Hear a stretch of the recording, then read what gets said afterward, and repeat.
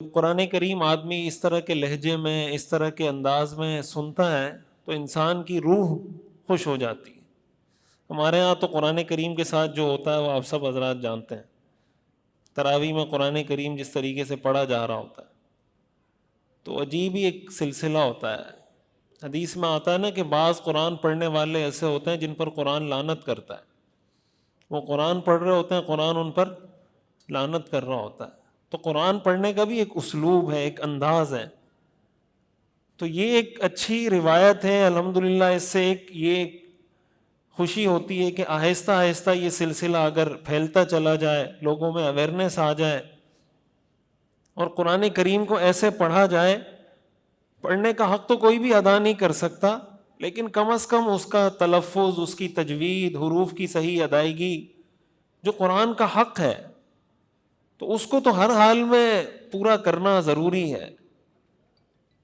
اور اس کے اندر ایک بڑا مسئلہ ہمارے ہاں، چونکہ روایت اس طرح کی بن گئی، کلچر اس طرح کا بن گیا ہے، تو مسئلہ یہ ہوتا ہے کہ امام صاحب آہستہ تراویح پڑھیں تو مقتدی کہتے ہیں امام صاحب آپ تھوڑی سپیڈ بڑھائیں۔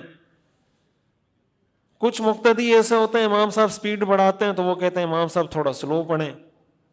تو وہ امام ہوتا ہے وہ بیچارہ ٹینشن میں آ جاتا ہے کہ یار اس والے مقتدی کو خوش کروں یا اس والے کو خوش کروں۔ تو بھائی دونوں صورتوں میں کوئی نہ کوئی تو ناراض ہوگا، تو وہ جو سپیڈ والا ہے نا اس کو ناراض کر دو، جو سپیڈ والا ہے اس کو کیا کر دو، ناراض کر دو۔ جو آہستہ پڑھنے والا ہے اس کو، اس لیے کہ آپ کو دونوں طرح کے مقتدی ہر مسجد میں ملیں گے۔ تو کچھ مسئلہ امام حضرات کے ساتھ ہوتا ہے اور اس سے زیادہ مسئلہ مقتدی حضرات کا ہوتا ہے۔ وہ ہمارے ایک دوست تھے، وہ بتا رہے تھے کہ میں جب نماز پڑھاتا ہوں تو مقتدی مجھے کہتے ہیں کہ آپ نے سلام پھیر دیا، ابھی تو ہم نے درود شریف بھی نہیں پڑھا تھا، آپ نے سلام پھیر دیا۔ تو بولا میں نے اس کو کہا آئندہ سے ایسا کرنا، آپ درود شریف زور زور سے پڑھنا تو میں آپ کا انتظار کروں گا۔ جب آپ درود شریف پڑھ لو گے پھر میں کہوں گا السلام علیکم ورحمۃ اللہ۔ تو ایک عجیب ہی چیز ہمارے ہاں، کچھ ایسی چیزیں چل رہی ہیں یہاں پاکستان، ہندوستان، بنگلہ دیش، ہمارا جو کلچر ہے یا ہماری جو روایت ہے، جو عام دنیا میں آپ کو اس طرح کی چیزیں نہیں ملیں گی۔ تو یہ جو ایک روایت ہے نا جس کا آغاز کیا ہے، میں سمجھتا ہوں اگر یہ کلچر اور یہ روایت تمام مساجد تک پھیل جائے اور تمام ائمہ مساجد جو قرآن پڑھنے والے ہیں، تراویح پڑھانے والے ہیں، اس اسلوب میں قرآن کریم کو پڑھنا شروع کریں تو قرآن کو اپنے لہجے میں، اپنے انداز میں، قواعد کے ساتھ پڑھنے کا جو مزہ ہے وہ تو ظاہر ہے کہ آپ کو سپیڈ میں نہیں آ سکتا۔ اور اس کا ساتھ دینے کا ایک بڑا طریقہ یہ بھی ہے کہ بھائی جہاں اس طرح کی تراویح ہو رہی ہے تو آپ وہاں آ کے تراویح تو پڑھ لیں نا، اور تو کچھ نہیں کر سکتے، یہ تو کر سکتے ہیں نا وہاں تراویح پڑھ لیں، اپنے شوق کا اظہار کریں۔ تو جو آرگنائز کرنے والے لوگ ہیں ان کو بھی لگے گا یار ہم نے اتنی محنت کی ہے، اتنی کوشش کی ہے، اتنی ٹیم بٹھائی ہے، تو لوگوں کا شوق بھی ہے۔ تو اگر 4 5 5 6 قراء مختلف لہجوں میں قرآن سنانے کے لیے بیٹھیں اور ہم سننے کے لیے تیار نہ ہو تو پھر تو اس کا مطلب ہم چاہتے ہی نہیں ہیں۔ ہمارے ہاں مسئلہ یہ ہے کہ ہر آدمی اچھے کام چاہتا ہے لیکن اچھے کام کا حصہ نہیں بنتا۔ ہمارے ہاں دیکھیں نا جو رمضان ٹرانسمیشن چل رہی ہوتی ہیں، آپ نے کئی دفعہ سنا ہوگا یار یہ رمضان ٹرانسمیشن فضول ہے، یہ فضول ہے، وہ فضول ہے۔ وہ جو فضول ہوتی ہے نا سب سے زیادہ رینکنگ اس کی آتی ہے۔ سب سے زیادہ رینکنگ کس رمضان ٹرانسمیشن کی آتی ہے؟ جو سب سے زیادہ فضول ہو، جو سب سے زیادہ بیہودہ ہو۔ ہر بندہ گالیاں بھی دے رہا ہے اور ہر بندہ دیکھ بھی رہا ہے۔ یہ رینکنگ کوئی آسمان سے تو نہیں آتی، نہ کہیں زمین سے نکلتی ہے، نہ کہیں درختوں میں لگتی ہے، ہم دیکھتے ہیں تو رینکنگ آتی ہے نا۔ تو ایک طرف ہم گالیاں دے رہے ہیں، برا بلا کہہ رہے ہیں کہ یار یہ غلط کر رہے ہیں، رمضان کا تقدس پامال کر دیا، یہ کر دیا، وہ کر دیا۔ دوسری طرف دیکھیں تو ریٹنگ میں وہ سب سے اوپر جا رہا ہوتا ہے۔ تو اس کا مطلب ٹی وی والے کہتے ہیں بھائی ہماری قوم یہ دیکھنا چاہتی ہے نا، اگر نہیں دیکھنا چاہتی تو ریٹنگ کہاں سے آتی؟ تو اس پر ہمیں سنجیدہ ہو کے غور کرنا پڑے گا کہ ہم ان چیزوں کو ریٹنگ دیں، ان چیزوں کو رینکنگ میں لائیں جن چیزوں کو ریٹنگ دینے کی ضرورت ہے۔ شعوری طور پر ہم بعض اوقات استعمال ہو رہے ہوتے ہیں، سوشل میڈیا استعمال کرنے کا ایک اہم اصول یہ ہے کہ سوشل میڈیا کو آپ استعمال کریں، سوشل میڈیا آپ کو استعمال نہ کرے.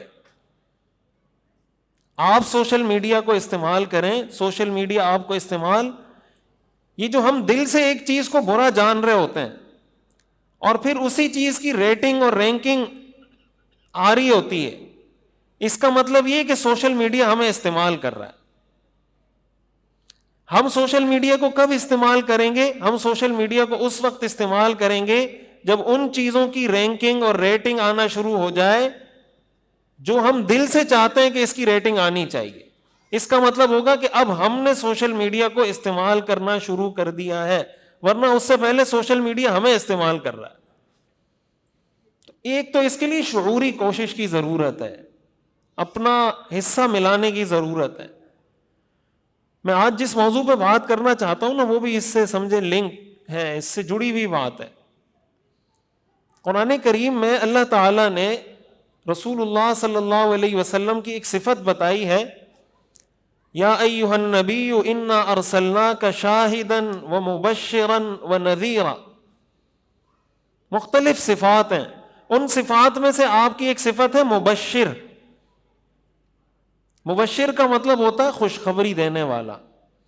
وہ شخصیت جو آپ کو یہ کہے کہ اگر یہ اچھا کام کرو گے تو جنت ملے گی، یہ کام کرو گے تو اتنا ثواب ملے گا، یہ کام کرو گے تو دنیا کی کامیابی ملے گی، یہ کام کرو گے تو آخرت کی کامیابی ملے گی.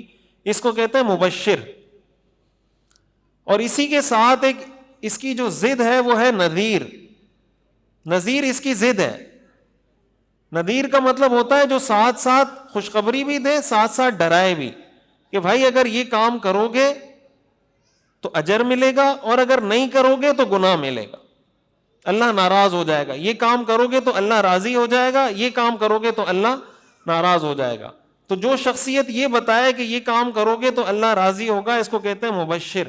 جو یہ بتائے یہ نہیں کرو گے تو اللہ ناراض ہو جائے گا، اس کو کہتے ہیں نذیر. رسول اللہ صلی اللہ علیہ وسلم کی ایک بنیادی صفت تھی مبشر، کہ آپ لوگوں کو خوشخبری دیتے تھے. حدیث شریف میں آتا ہے رسول اللہ صلی اللہ علیہ وسلم نے ارشاد فرمایا، بشروا ولا تنفروا ویسروا ولا تعسروا. لوگوں کو خوشخبری سناؤ، لوگوں کو دین سے متنفر مت کرو. یسروا، لوگوں کے لیے آسانی پیدا کرو، لوگوں کو مشکل میں مت ڈالو.